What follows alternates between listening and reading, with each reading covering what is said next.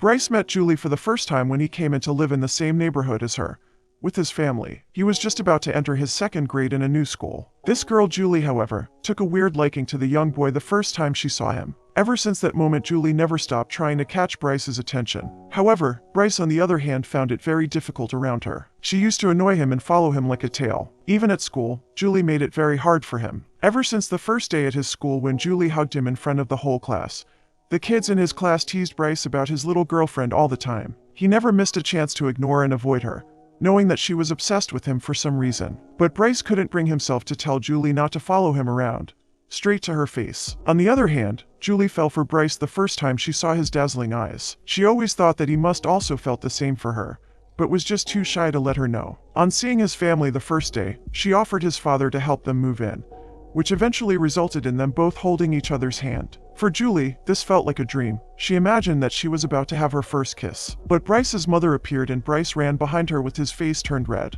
Ever after that incident, Julie wanted to help Bryce lose his shyness. Following him around and hugging him in front of the whole class was all for the same reason. In the 6th grade, however, Bryce came up with a plan to get rid of Julie for good. He asked out the most popular girl in his class, Sherry, who Julie didn't like for some reason, and it was perfect for Bryce. He held hands and acted like a real couple with Sherry when in front of Julie. His plan was coming along perfectly. Julie stopped talking and annoying him at school, but his plan soon blew up in his face when one day his best friend, Garrett, who had a liking of Sherry himself, revealed Bryce's plan to her. On finding out what Bryce was up to, and that he was using her, Sherry broke up with Bryce, slapping him on the face. After that incident, as the word got to Julie, she got back to her usual self, even sniffing his hair from behind. Bryce was obviously creeped out of his skin, hoping that things would get better in the next grade and they would have different classes. For Julie, the chapter about Sherry and Bryce dating was very much the same. She knew that Sherry was an annoying girl who never paid attention to anyone but herself. Julie thought that it was Sherry who wanted to take Bryce away from her using her lust,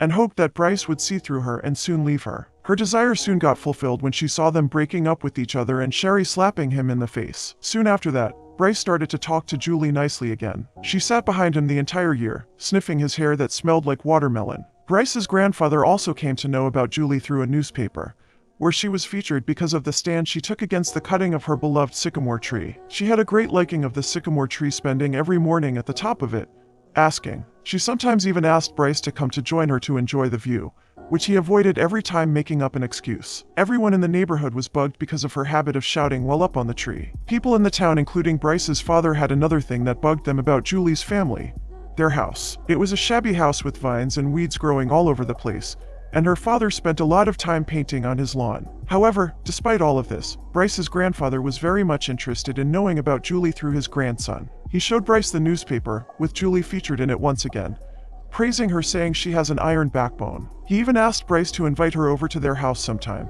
but the young man just didn't get why his grandfather showed interest in the annoying girl of his neighborhood. For Julie, on the other hand, the sycamore tree was more than just that. It was when one day her father told her about the beauty of the landscape to her, which she didn't understand at first. But on reaching the top of the tree, the girl could see the entire town, the fields, and the sun rising over the horizon. It was the most beautiful place for her, where she would climb up every morning to feel the cold, tingly breeze on her skin. She understood what her father wanted her to know about the beauty of the landscape. The girl slowly grew to love the tree for what it showed her and made her feel. One day, however, she saw some woodcutters with their machines approaching the tree. They planned to cut it down at the request of the owner of the land and asked the girl to climb down. She cried for help from the kids and Bryce, who was passing by the scene. Despite several desperate cries of Julie, none of the kids came up to help her protest against the cutting of the tree, leaving her alone. The firemen soon came to the scene and her father was called. Julie's father eventually talked her over it, and the girl got down from the tree. The next couple of weeks after that, Julie kept silent,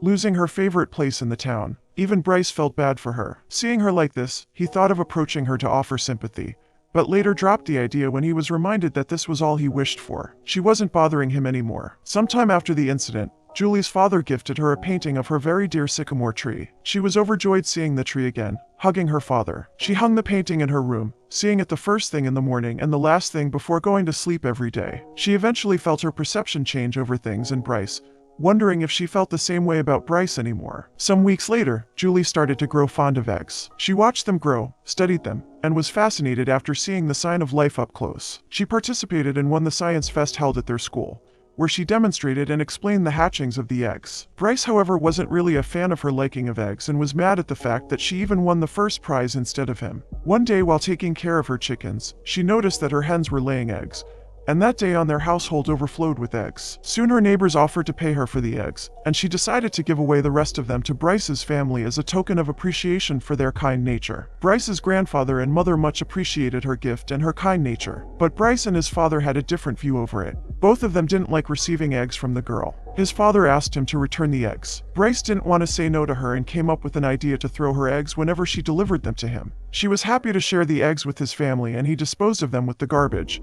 This went on for a couple of weeks, but one day Julie saw him throwing away the eggs she gave him. She was very angry at him, ignoring and avoiding him in school, and didn't even share the same table with him. Bryce found it way worse than her annoying her, as it reminded him of him being a jerk. This soon got worse when he saw his grandfather with Julie in her yard, helping her out with it. He was envious of the girl that his grandfather was talking with her more than he did with Bryce himself, even though they lived in the same house. The same night Chet came up to Bryce, telling him that he found out about the eggs. In their small talk, Chet asked Bryce to apologize to Julie and that it would make him feel better. The next day Bryce did exactly that. He built up the courage to stand in front of her. He appreciated the handwork she put in the yard and apologized for throwing the eggs off. Julie accepted the apology and they both had a small conversation. Julie said that Bryce was really lucky to have a grandfather like Chet, and that he mentioned that she reminded Chet of his past wife. After that, things started to get back to normal. Bryce felt much relieved, dropping off the burden he carried for weeks. But one night when Bryce was watching the TV with his family,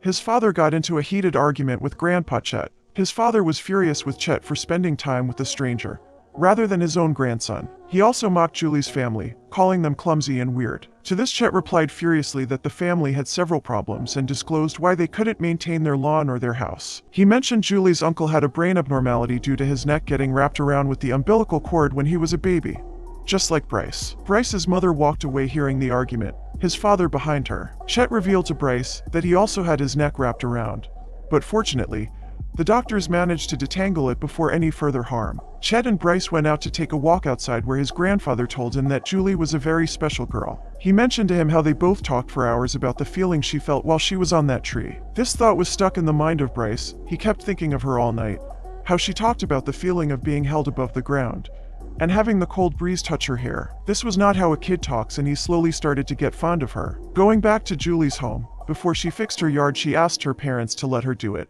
revealing that Bryce called her yard a mess. Her mother was shaken and hurt severely by this and insisted her husband to do something about it, whereas Julie's father although wanted to, but couldn't help the decision. It was because he had to take care of his brother, to which Julie's mother asked him to put his family first. They argued over and started yelling at each other before they knew it, but later both apologized to Julie for the argument at the table. The next day Julie decided to fix the lawn by herself when Chet came in to help her with it. He mentioned that he read about her in the newspaper and that his wife would have done the same if she was there, and she would have stayed up the tree with Julie all night long, if that was what it would take to save that spectacular view. They both talked over things like the sycamore tree and her likings the whole time they fixed the yard. Her perception of her friends gradually changed. Eventually she found herself losing interest in Bryce. On the other hand, Bryce had Julie all over his mind. He kept looking at her in the classrooms. This worsened when his mom announced at his family table that she is going to invite Julie's family over for dinner.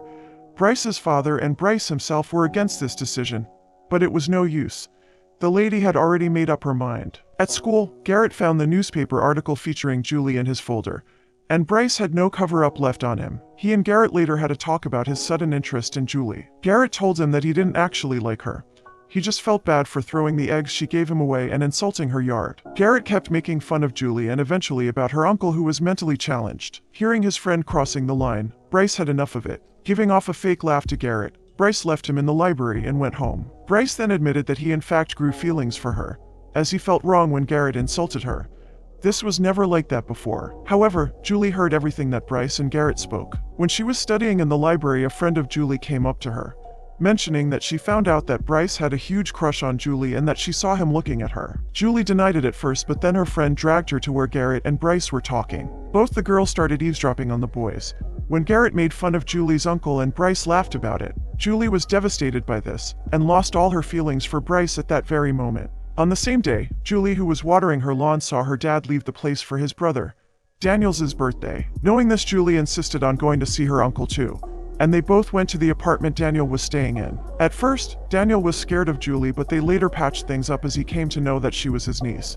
And Julie's dad presented all the gifts he brought for him on his birthday. All three of them then went to the ice cream shop to celebrate the occasion. However, in the ice cream shop, Daniel caused a huge commotion by dropping his ice cream. He instantly came back to acting normal when Julie gave him another cone, and the three soon went back to the apartment, saying goodbye to Daniel. After the incident in the shop, Julie understood why her father couldn't take care of his brother on his own and why things got out of hand. On getting back home, Julie's mother revealed that their family was invited to dinner by Bryce's mother. Julie and her father both were not at all excited about it, knowing what the Bryce family has treated them like, insulting Julie and making fun of their problems. However, noticing how excited and lively Julie's mother was about the dinner, both of them agreed to pay a visit to the family. Julie watched the painting her dad made for her as she got ready for the party. She thought how Bryce never was her friend, and never was there for her in need. She was about to tell her mom that she didn't wish to go to his house, but seeing her mother so happy about the dinner, she couldn't bring herself to say it. On the flip side, Bryce was secretly excited, and was getting ready for Julie as the bell rang and she was already at their doorstep along with her family. As the two families greeted each other,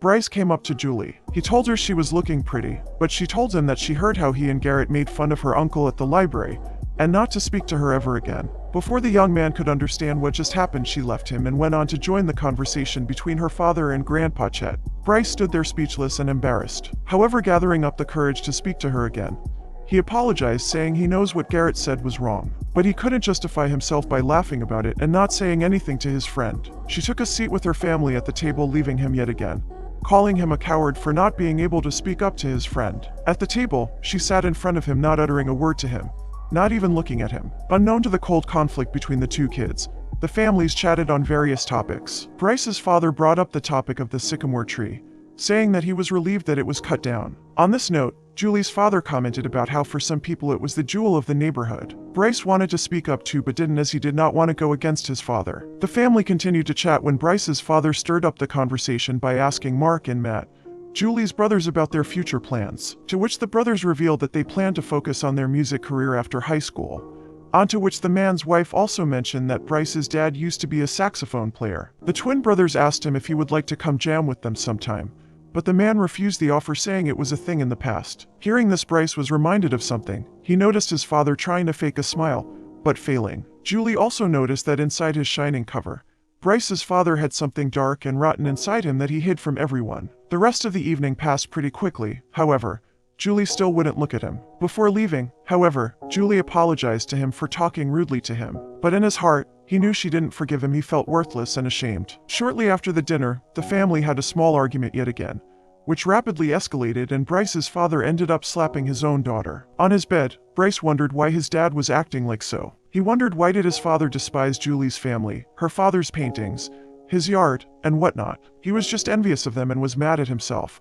But the young man couldn't think of the reason for that. But whatever the reason may be, it didn't matter anymore, as he was no longer a part of Julie's life, he thought to himself. Whereas Julie slept peacefully that night, not having to think about Bryce anymore, and grateful to the family she had. Soon at the school came the basket boy auction event, where the girls would bid to have lunch with the boys presented on the stage to them. Bryce was terrified by the fact that he was supposed to go in front of the stage where the girls were going to bid for him. On the day of the presentation, he was nervous if Julie was going to bid on him. However, he heard her bid on Eddie, a nice boy in the class for who no one else was bidding for. While the prettiest girl in the school, Sherry, won the bid to have lunch with Bryce. At the lunch table, he could not think of anything else but Julie enjoying and laughing behind Sherry, having lunch with someone else. He stood up from his chair and pulled Julie out of hers, grabbing her hand. He closed his eyes, leaning in to kiss her. Julie, however, pushed him back and went out of the room filled with people, who were now laughing at Bryce for blowing up his first kiss. As he walked out to chase after Julie, Garrett caught up to him. He was furious at Bryce for leaving Sherry for someone weird like Julie. This time, however, Bryce did not stand listening against her and pushed Garrett away, saying that he wouldn't understand. He walked home with dirty dishes in his basket,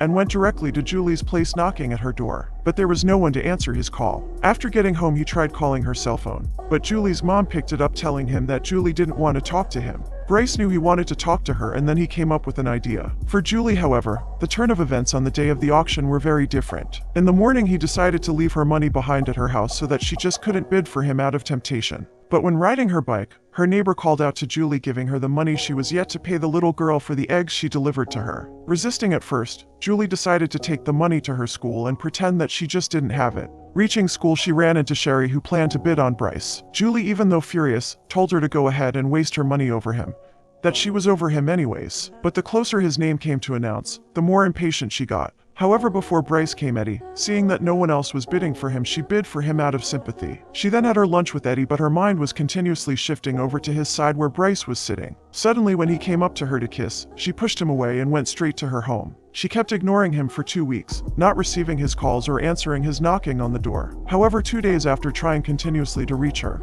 he stopped. Julie thought she got rid of him, but little did she know that he was out there digging a hole in her garden. She was about to ask him to leave when Julie's father told her that he himself gave him the permission to dig that hole. She gazed out the window, watching him ruin her garden, wondering how her father could approve of this. Suddenly, the boy moved out of her view, only to come back with a big plant in his hands. He put the plant in the hole he dug and started covering it up. Soon Julie realized it was a sycamore tree that he was planting for her in her garden. She walked up to him, looking at her once again dazzling eyes, which she fell in love with the first time she saw them. He was also reminded of the first time he saw Julie run up to him as he came closer to her.